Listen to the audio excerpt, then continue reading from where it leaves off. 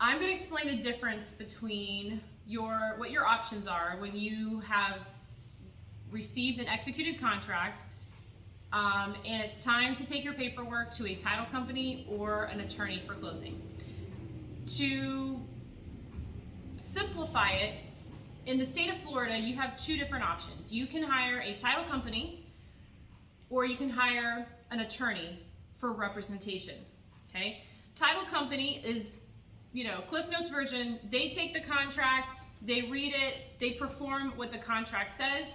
They do not represent the buyer, they do not represent the seller. They represent the contract, they do whatever it says. If you hire an attorney, the attorney will represent the party who hired them. So in Dade County, it is customary for the buyer to pick the title agent or the attorney, or you can, if they're paying for title insurance. So the buyer picks, the buyer pays. That's customary here in Miami-Dade County. So when the buyer chooses a title company to do their title work for them, the seller has a choice. The seller can either use the same title company that the buyer has selected, or they can hire their own attorney to represent them for their side of the transaction and to prepare what we call the seller's documents or the seller's docs, okay? So if the buyer chooses an attorney to represent them, then the seller can choose to work with that attorney and sign a non-representation disclosure, or they can hire their own attorney. What else did you ask me, Michelle? What was the difference? I was just explaining this to Michelle, so I figured I would go ahead and record this because it's something that I talk about often, and whether you're buying a house or selling a house, you need to know that you have options. So if you're a seller, I personally love seller representation, especially for Miami-Dade County. I know that there are plenty of title companies and attorneys that represent sellers in this area are great. I've just had too many bad experiences over the years that make it worth working with seller representation. So as a common practice, every time one of my customers who happens to be a seller receives an executed contract on their property, I will reach out to the buyer's title company or the buyer's attorney and ask them to prepare a draft settlement statement or closing disclosure. That's the long legal form that shows you where all the money is going in a transaction, in a sale. And I ask them for their fees.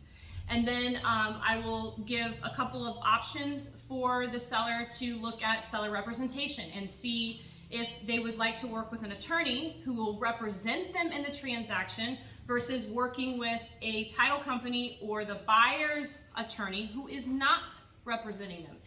It's my personal practice and my preference to have representation. I have done real estate since 2002. I have done numerous transactions for myself, more than I can count for other people. And because of that experience, I personally choose not to purchase or sell anything without an attorney representing my side of the transaction. It may cost me a few $100 extra, and in a lot of cases I have noticed that it actually costs less money, depending on who you choose, to get representation. Now I want you to think about this. You get what you pay for, right? I think everybody's heard that. You get what you pay for. If it costs me the same amount or even a few $100 more to have someone represent my side of the transaction and look out for my personal best interest, it is worth every penny. Even if it was $1,000 more, I think I'd still pay it. It's worth every penny. And I tell you this because I have seen way too many sellers and buyers get in situations during a transaction that nobody saw coming that ended up putting them in situations where they either had to eat tens of thousands of dollars or more. So most times going with seller representation and having that person represent you from day one in the sales transaction is best practice, and it's saved my customers more money than I can count. I wish I could go back now and have a spreadsheet of all of the money my customers have saved because they've had representation.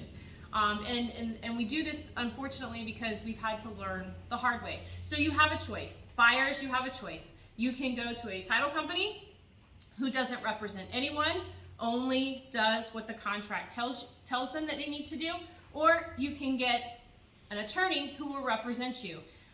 So if there's an attorney handling the transaction for the buyer, you either, if you're a seller, you have to sign a non-representation.